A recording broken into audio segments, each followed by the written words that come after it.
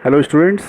पिछले वीडियो में मैंने आपको कुछ क्वेश्चंस करवाए जिसमें हमने तरह तरह के आरएलसी सर्किट के रेजोनेंस फ्रीक्वेंसी को डिटरमाइन किया। और स्टूडेंट्स, मैंने उस वीडियो में आपको बताया था कि अगर आपको किसी भी सर्किट का रेजोनेंस फ्रीक्वेंसी फाइंड आउट करने आ गया तो मुझे पैरेलल रेजोनेंस सर्किट पढ़ाने में आसानी होगी और आपको समझने में भी आसानी होगी। तो स्टूडेंट, स्टार्ट करते हैं पैरेलल रेजोनेंस सर्किट। तो सीरीज रेजोनेंस सर्किट में क्या हुआ करता था भाई, तीनों एलिमेंट सीरीज में हुआ करते थे। तो पैरेलल में क्या होगा, तो जाहिर सी बात है कि तीनों एलिमेंट पैरेलल में लगेंगे। तो यहाँ देखिए, मैंने तीनों एलिमेंट आर एल सी इन तीनों को पैरेलल में कनेक्ट कर दिया। अब ये जो सर्किट है जिसमें तीनों एलिमेंट पैरेलल में है, ये पैरेलल आरएलसी सर्किट है। और अगर ये रेजोनेंस कंडीशन में होगा तो यही सर्किट जो है पैरेलल रेजोनेंस सर्किट के नाम से जाना जाएगा। तो स्टूडेंट देखिए, मैंने इस सर्किट को लिखा है आइडियल सर्किट। कारण क्या है कि यहाँ पे देखिए, जो इंडक्टर मैंने बनाया है उसके साथ मैंने सीरीज में रेजिस्टेंस नहीं कनेक्ट किया। इसका मतलब जो यहाँ इंडक्टर है वो कैसा इंडक्टर है, ideal. That's why this circuit is called ideal circuit. अब मैंने आपको वहाँ ये भी बताया था कि आपको पैरेलल सर्किट एक और तरीके से आप बना सकते हो। जैसे आपने एक कॉइल लिया, कॉइल का मतलब क्या हुआ, L के साथ R भी होगा। आपने ऐसे एक कॉइल लिया, अब इस कॉइल को रेजोनेंस कराना है तो जाहिर सी बात है कि कैपेसिटर होगा और उस कैपेसिटर को आप पैरेलल में कनेक्ट करोगे तो that circuit is known as parallel resonance circuit. तो ये पूरा सर्किट क्या हो जाएगा, पैरेलल रेजोनेंस सर्किट। तो यहाँ देखिए, मैंने पैरेलल रेजोनेंस सर्किट बनाया है। तो स्टूडेंट, इस सर्किट को मैंने नाम दिया है प्रैक्टिकल सर्किट। क्यों प्रैक्टिकल सर्किट, क्योंकि आपने इंडक्टर और रेजिस्टेंस, भाई इंडक्टर जब आपने बनाया है तो इसके साथ एक सीरीज में रेजिस्टेंस भी बनाया है। इसका मतलब ये जो इंडक्टर है वो रियल इंडक्टर है, आइडियल इंडक्टर नहीं है। और पिछले वाले में देखिए ये आइडियल था। आप ये कंफ्यूज मत होइएगा कि इसमें L और R दोनों सेपरेट एलिमेंट है। नहीं, ये दोनों सेपरेट एलिमेंट नहीं है, ये पूरा एलिमेंट एक कॉइल है और इस कॉइल का मैंने इलेक्ट्रिकल सिंबल बनाया है। तो कॉइल का इलेक्ट्रिकल सिंबल क्या होगा, इंडक्टर और उसके सीरीज में रेजिस्टेंस। और अगर कॉइल आइडियल है तो सिर्फ इंडक्टर होगा। तो इसलिए इस सर्किट को मैं आइडियल नाम दे रहा हूँ और इस सर्किट को मैं प्रैक्टिकल सर्किट नाम दे रहा हूँ। तो स्टूडेंट, हमें सबसे पहले पढ़ना है कि प्रैक्टिकल सर्किट का रेजोनेंस कंडीशन देखना है और रेजोनेंस सर्किट में जो जो पैरामीटर्स हमने सीरीज के लिए पढ़े उनको डिटरमाइन करना है। तो स्टूडेंट, स्टार्ट करते हैं। सबसे पहले तो इस सर्किट का आप रेजोनेंस फ्रीक्वेंसी कैसे डिटरमाइन करोगे, कैसे फाइंड आउट करोगे। तो पिछले वीडियो में मैंने आपको ये क्वेश्चन दिया था, बोला था कि आप खुद ट्राई कीजिएगा, इसका रेजोनेंस फ्रीक्वेंसी आप खुद ट्राई कीजिएगा कैसे फाइंड आउट करेंगे। तो हो सकता है कुछ लोगों ने किया हो, जिन लोगों ने न किया हो उनके लिए मैं जल्दी जल्दी यहाँ बता दे रहा हूँ। सबसे पहले तो हमें इस सर्किट का या तो Z कैलकुलेट करना पड़ेगा या Y कैलकुलेट करना पड़ेगा। तो अब आपको डिसाइड करना है कि Z कैलकुलेट करना है कि Y कैलकुलेट करना है। तो इस सर्किट को देख के हमारे मन में विचार आया कि यार ये तो पैरेलल सर्किट है।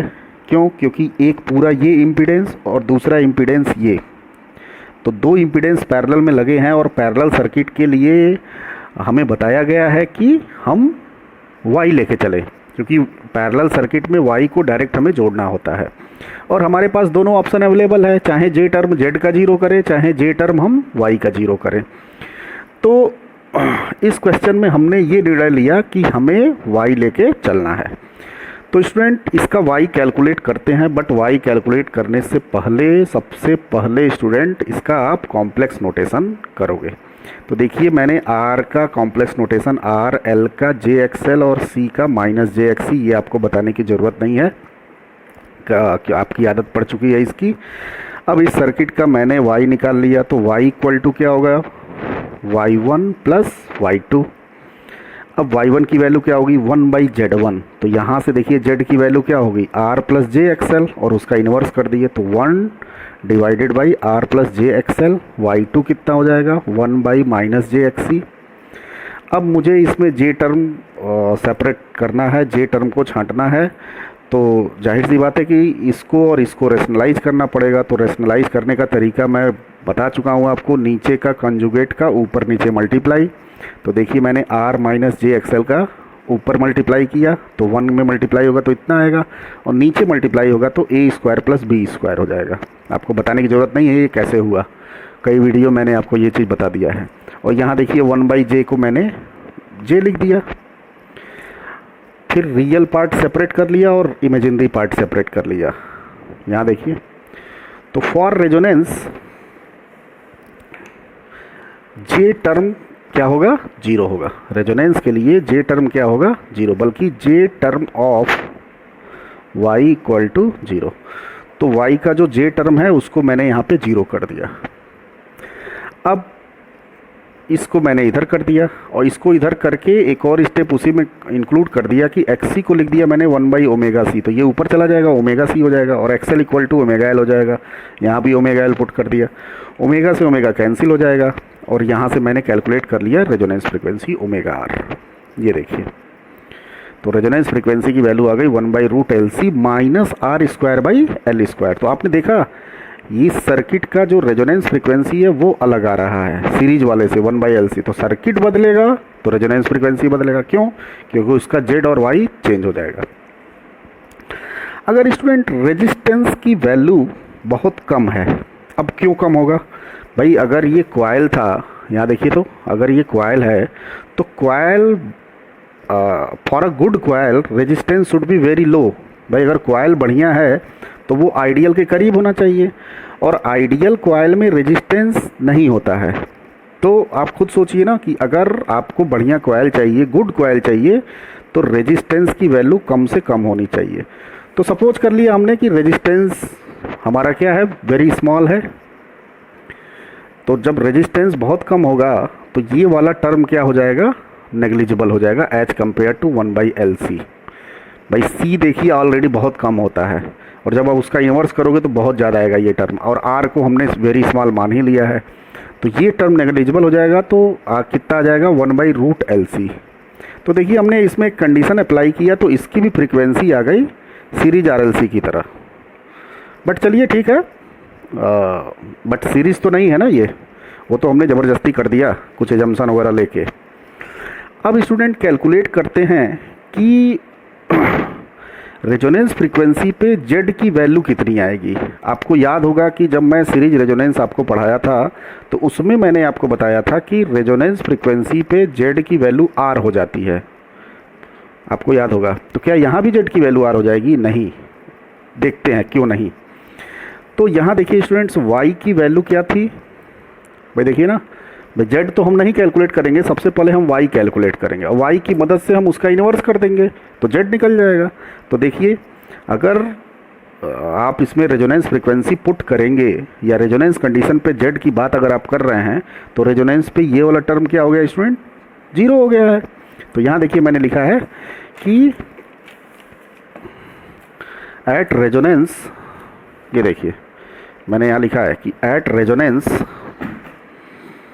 इसको तो ठीक, at resonance y equal to R divided by R² plus XL² plus J, और ये वाला टर्म कितना हो गया, 0 हो गया। अब यहाँ XL की वैल्यू ω/L पुट कर दिया और रेजोनेंस फ्रीक्वेंसी रख दिया। भाई रेजोनेंस पे आप निकाल रहे हो ना, तो फ्रीक्वेंसी की वैल्यू क्या रखोगे, रेजोनेंस फ्रीक्वेंसी रखोगे आप।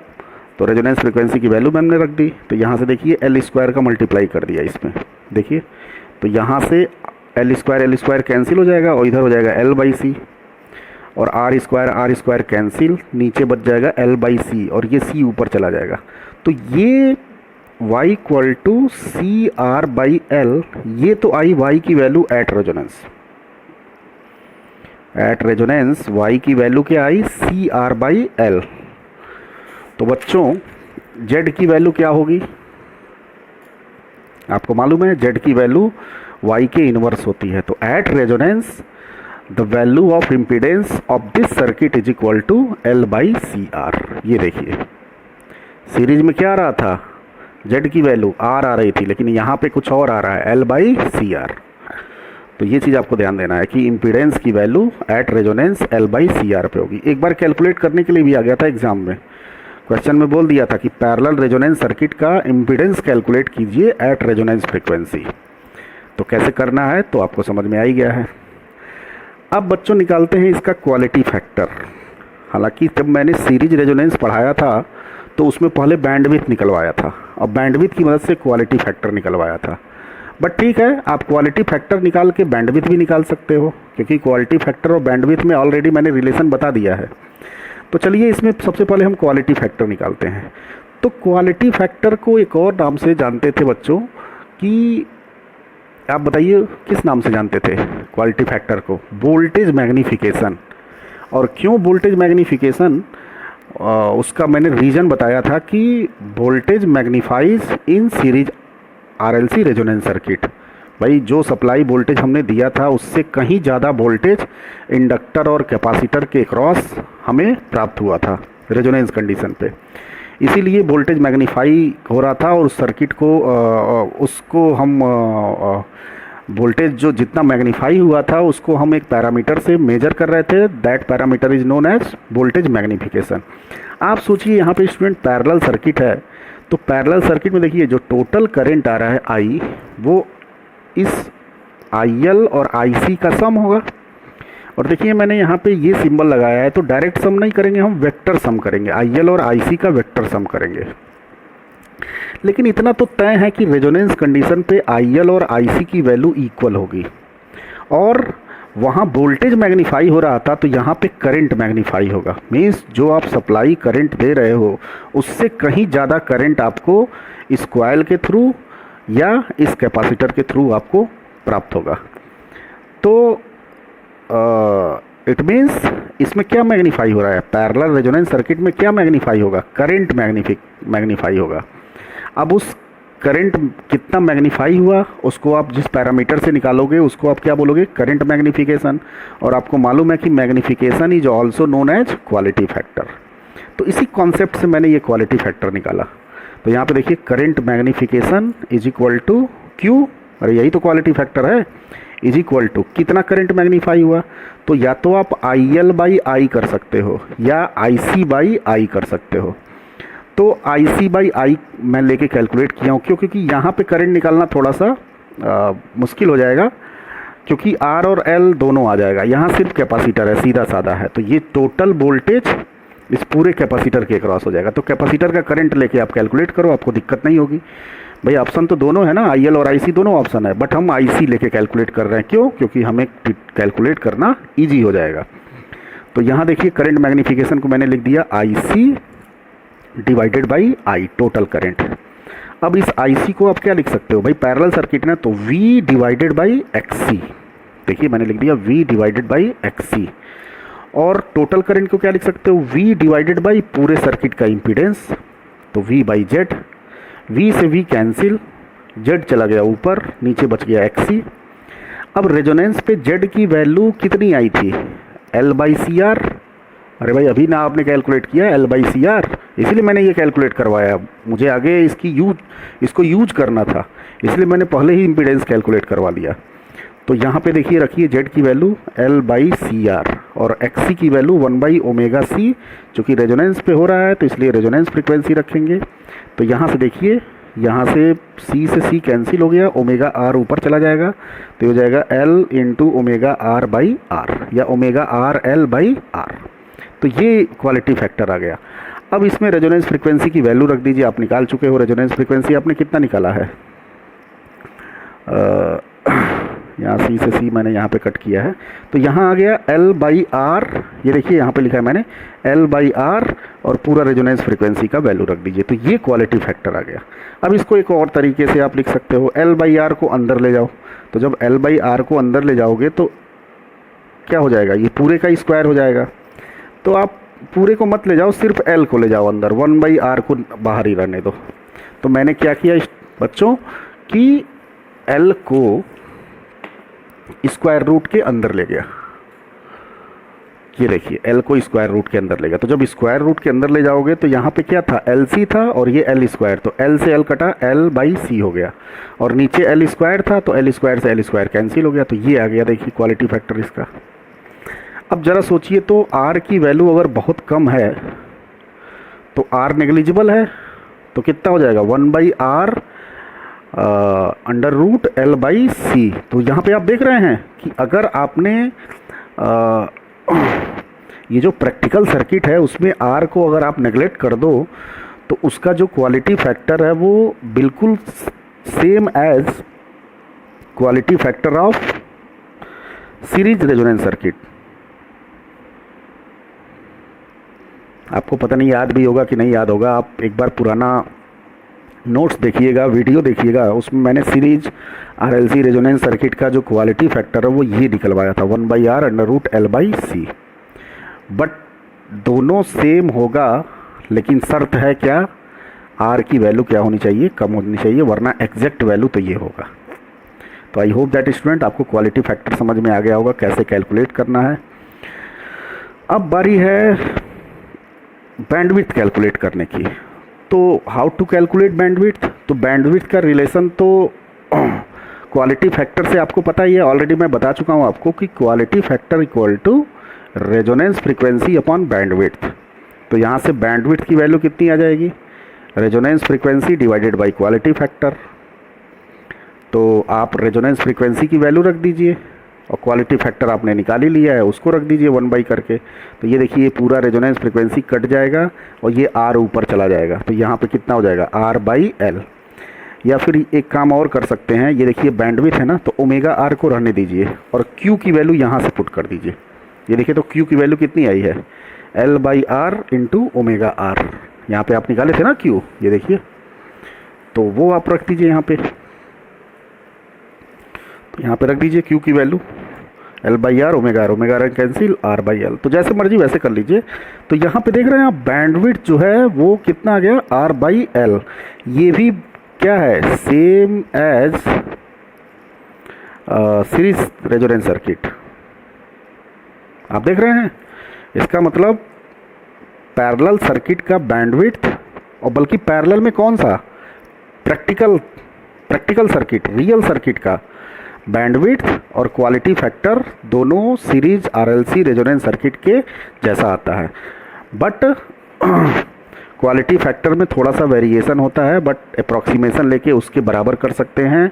और आपने रेजोनेंस फ्रीक्वेंसी भी देखा कि अप्रॉक्सीमेशन हमने लिया था तो वो भी same as series RLC circuit के इक्वल हो गया था।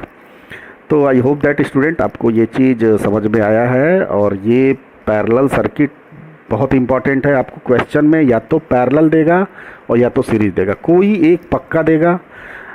आपको बैंडविड्थ पूछ सकता है डिराइव करने के लिए, आपको क्वालिटी फैक्टर पूछ सकता है डिराइव करने के लिए। तो अगर बैंडविड्थ निकल गया तो क्वालिटी फैक्टर निकाल लोगे, और क्वालिटी फैक्टर निकल गया तो आप बैंडविड्थ निकाल लोगे। तो कोई ना कोई एक सर्किट ज़रूर देगा। तो ये तो था स्टूडेंट प्रैक्टिकल